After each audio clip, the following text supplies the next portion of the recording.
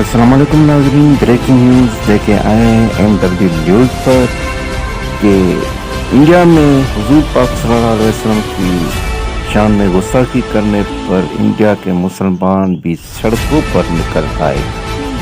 आइए हम आपको दिखाते हैं कि इंडिया में मुसलमान लाखों की करोड़ों की तादाद में सड़कों पर आए एहतजाज कर रहे हैं।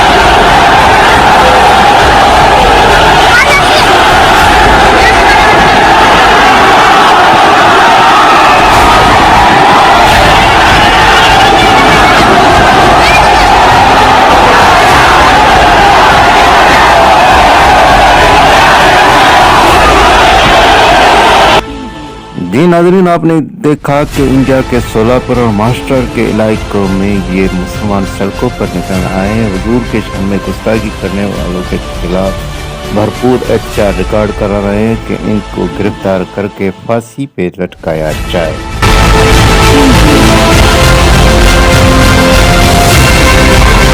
ब्रेकिंग न्यूज़ के साथ हमको इजाज़त दीजिए।